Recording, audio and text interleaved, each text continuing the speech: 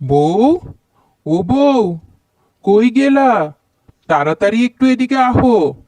তোমার লগে কিছু গুরুত্বপূর্ণ কথা আছে। বউ, কি হয়েছে? এরকম ষাঁড়ের মতো চিৎকার করছো কেন? তোমার গুরুত্বপূর্ণ কথা মানে কি? চা বানিয়ে দাও, এই তো।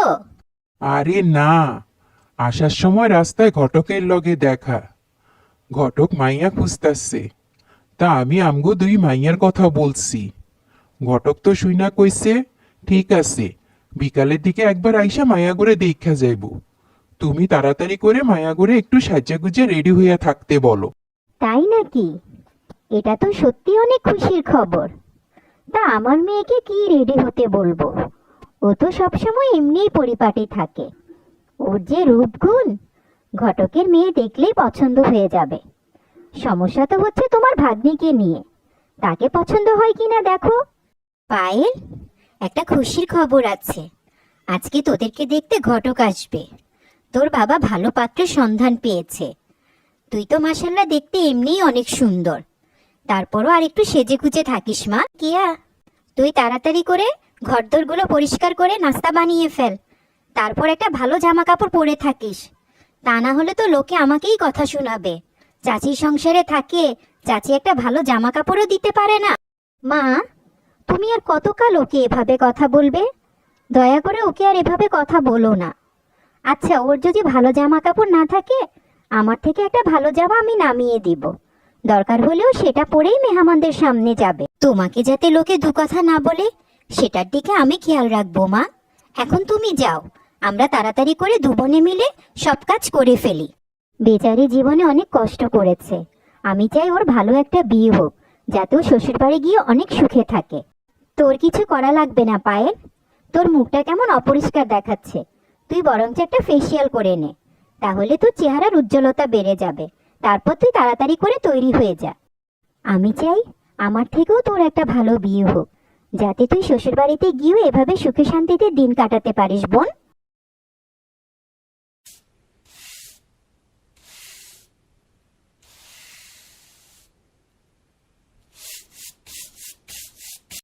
এই কেয়াটাকে নিয়ে আর পারি না। সারাদিন খালি কাজ আর কাজ। এদিকে ঘটক সাহেব চলে আসছে, আমিও তৈরি হয়ে গিয়েছি, কিন্তু ওর কোনো খবর নেই। যাই, তাড়াতাড়ি গিয়ে ওকে তৈরি হতে বলি। আপনার ঘরে ঢুকে এত প্রশান্তি লাগছে, মনে হচ্ছে আপনি দুটো মেয়েই অনেক কাজের। আমি আপনাকে দুটো পাত্রের কথাই বিস্তারিত বললাম। এবার আপনাদের মতামত। আপনারা যদি রাজি থাকেন, তাহলে আমি পাত্রদের সাথে কথা বলতে পারি। বাহ, মা জননীদেরকে দেখে তো চোখ জুড়িয়ে গেল। আপনার মেয়েরা গুণেও যেমন, এখন দেখছি রূপেও ঠিক তেমনি। জমিদার গিন্নি আপনার বড় মেয়ের মতো এরকম একজন ছেলের বই খুঁজতেছে। আপনার বড় মেয়েকে জমিদার গিন্নি অনেক পছন্দ করবেন। তা আপনি যদি রাজি থাকেন ভাইসব, তাহলে আমি পাকা কথার ব্যবস্থা করতে পারি। আপনি সত্যি বলছেন ভাইসব? আপনার কথা শুনে আমার মনটা জুড়িয়ে গেল। মেয়েটার যদি জমিদার বাড়িতে বিয়ে হয় এবং সে যদি সুখে শান্তিতে সংসার করতে পারে, তাহলে আমার মৃত ভাইয়ের আত্মা শান্তি পাবে। আমি নিজের মেয়ে আর ভাইয়ের মেয়ের মধ্যে কোনো তফাৎ করিনি। দুজনকেই আমি সমান ভালোবাসি এবং আমি চাই শ্বশুরবাড়িতে দুজনেই ভালো থাকুক। আপনি পাকা কথার ব্যবস্থা করুন ভাইসব। মা পায়েল, তুই আর অমত করিস না। তোর মায়ের সাথে এত অশান্তি আমার আর ভালো লাগে না। তুই রাজি হয়ে যা মা।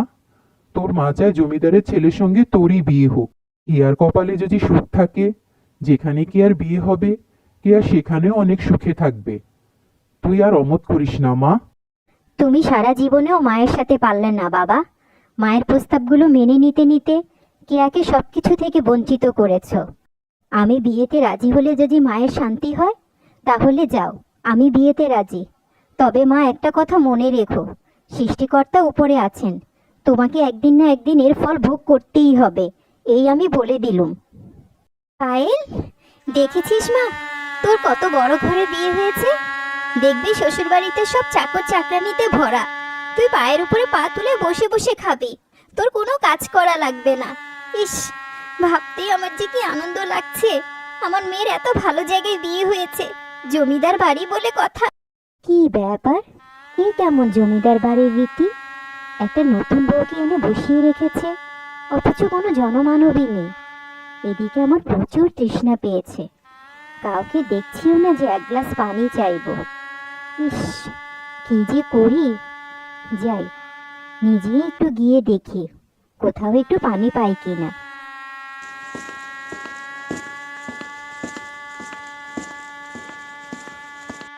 কি ব্যাপার, এই হল রুমেও তো কাউকে দেখছি না।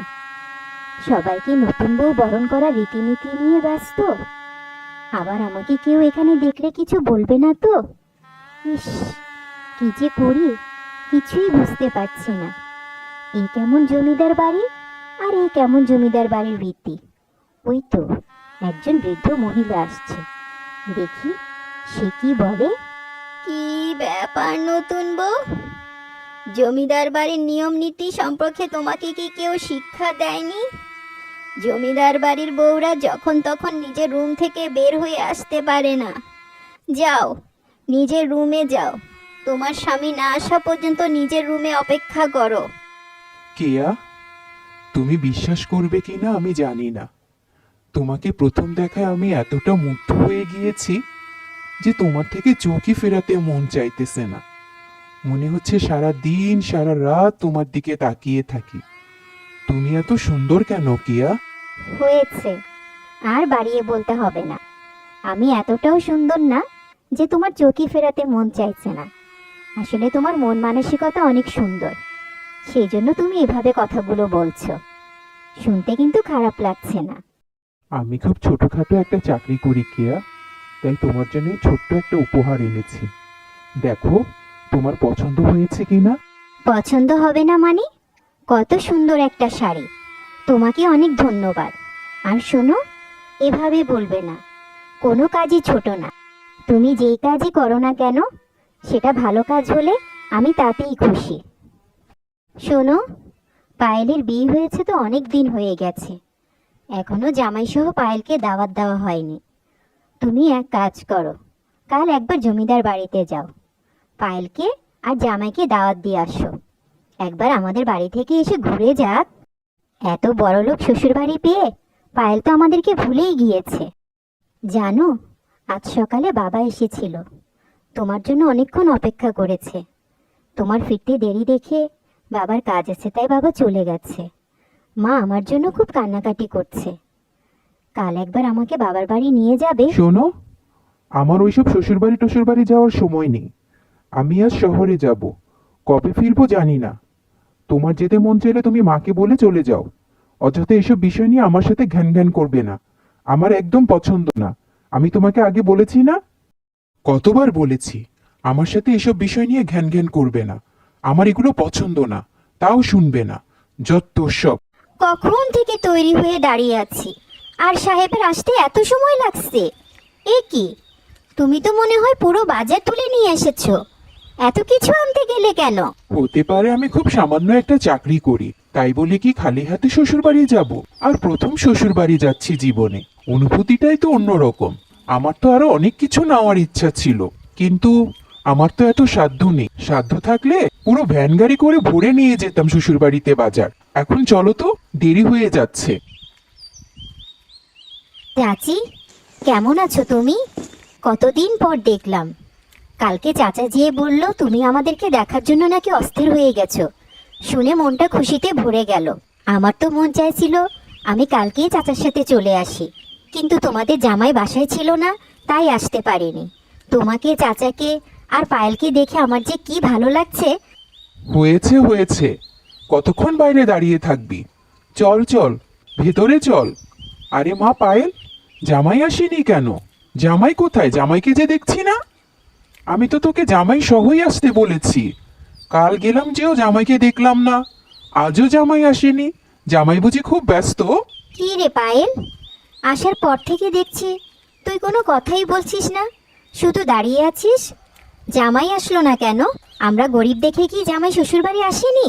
কথা বলছিস না কেন মা? কি হয়েছে? তুই ভালো আছিস তো মা, নাকি এখনো আমার উপর রেগে আছিস? আমি তোর মা, আমি যা কিছু করেছি তোর সুখের জন্যই করেছি। তুমি এত চিন্তা করো না মা, আমি খুব সুখেই আছি। তোমাদের জামাই ভীষণ ব্যস্ত, ও আসার সময় পায় না, আমাকেও আসতে দিতে চায়নি। তারপরেও আমি অনেক জোর করে এসেছি। আমাকে খুব তাড়াতাড়ি ফিরে যেতে হবে মা। তোমাদের জামাই আবার আমাকে না দেখে থাকতে পারে না। কথাগুলো শুনে খুব আশ্বস্ত হলাম পায়েল। তুই যে সুখে আছিস এটা শুনে খুব ভালো লাগছে। দোয়া করি বোন, তুই সবসময় এভাবে সুখে থাক। তোকে দেখেও আমার অনেক ভালো লাগছে রে কেয়া। দুলাভাই মনে হয় তোকে অনেক আদর করে। তুই সুখে আছিস দেখে আমি আরো বেশি আশ্বস্ত হলাম। আমিও দোয়া করি বোন, তুই যেন এভাবেই সারা জীবন সুখে থাকিস। দেখেছো চাচি, আমরা দুবোনই আমাদের শ্বশুরবাড়িতে অনেক ভালো আছি। এটা নিয়ে তুমি কোনো মন খারাপ করো না। তুমি শুধু দোয়া করো আমরা যেন এভাবেই ভালো থাকতে পারি। তোকে নিয়ে কে মন খারাপ করছে? বাবা নেই মা নেই, অনাথ একটা মেয়ে, এরকম স্বামী সংসার পেয়েছিস, এটাই তো তোর ভাগ্য। আর আমার মেয়ে এরকম শ্বশুরবাড়ি পাবে, এটা তো আমার মেয়ের অধিকার। কি ব্যাপার, তোমাকে যে বলেছি বাবা মার সাথে দেখা করে কতক্ষণ পরেই চলে আসবে, তুমি যে এত সময় পরে এসেছো। এই যে বাড়ির কাজগুলো পড়ে আছে, এগুলো এখন কে করবে শুনি? তোমার বাবা মা কি সাথে 10টা চাকর দিয়ে দিয়েছে যে তুমি নিশ্চিন্তে ঘুরে বেড়াচ্ছ? এভাবে বলছেন কেন মা? কতদিন পরে বাবা মার সাথে দেখা করতে গিয়েছি, বাবা মা তো ছাড়তেই চাচ্ছে না, তাও অনেক মিথ্যে কথা বলে চলে এসেছি। কি, তোমার এত বড় সাহস? তুমি আমার মুখে মুখে কথা বলছো? দাঁড়াও, এবার খোকা ফিরে আসুক, এর একটা হেস্তনেস্ত আমি করবই।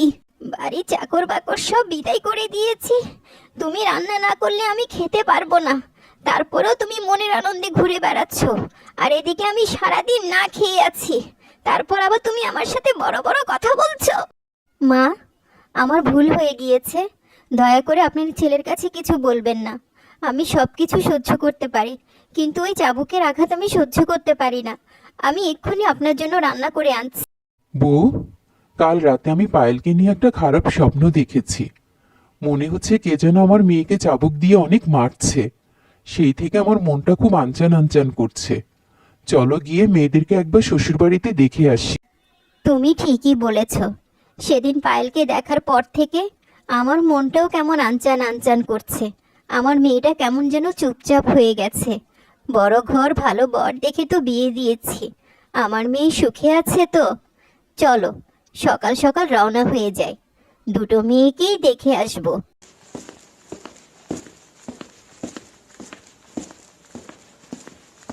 এই ব্যাপার, আপনাদেরকে এই বাড়িতে কে আসতে বলেছে? পায়েল, ও আমার অনুমতি না নিয়ে আপনাদেরকে এ বাড়িতে আসতে বলেছে? ওর কত বড় সাহস! আজকে আমার ছেলে আসুক, চাবুকের কয়েক ঘা পিঠে পড়লে সব ঠিক হয়ে যাবে। আপনি এসব কি বলছেন? চাবুকের কয়েক ঘা? ওগো তুমি শুনছো? ওরা আমার মেয়েকে চাবুক দিয়ে মারে। সেজন্যই তো সেদিন দেখেছি আমার মেয়ে এত চুপচাপ কেন। চাবুক দিয়ে মারে, এগুলো সব আমার পাপেরই মা, তোমরা সব জেনে গিয়েছো। আমি সেদিন তোমাদেরকে কিছু বলতে পারিনি, তোমরা জানলে কষ্ট পাবে।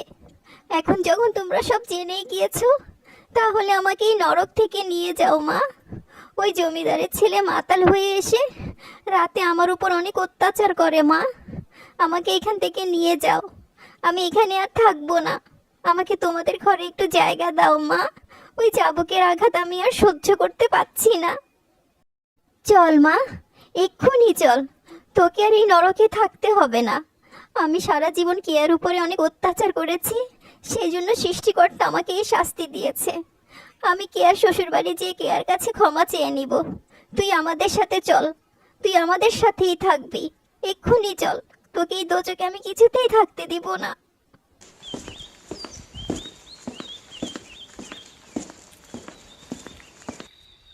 জানিস পায়েল, কাল দুলাভাই এসেছিল। সে তার ভুল বুঝতে পেরেছে, সে খুব অনুতপ্ত। তোর কাছে এসে ক্ষমা চাওয়ার সাহস পাচ্ছে না, তাই আমার কাছে গিয়েছিল। তুই এবারের মতো দুলাভাইকে ক্ষমা করে দে। কাল আমার শাশুড়ি এসেছিল, সেও তার ভুল বুঝতে পেরেছে। মা বাবা আমাকে বলল তাকে আরেকটা সুযোগ দেওয়ার জন্য। আজ তুইও বলছিস, যা, তোরা যখন সবাই এত করে বলছিস, তাহলে তাকে আসতে বল, আমি তার সাথে ফিরে যাব। সবাই বাইরেই দাঁড়িয়ে আছে। আজকে চাচা চাচির অনেক খুশির দিন। আমাদের দুই বোনকে নিয়ে তাদের চিন্তা দূর হয়ে গেল। এখন থেকে আমরা দুই বোনই আমাদের দুই বোনের শ্বশুর বাড়িতে অনেক ভালো থাকবো, এবং আমাদের ভালো থাকা দেখে তারাও আনন্দ থাকবে। চল, বাইরে চল, সবাই মিলে অনেক আনন্দ করব।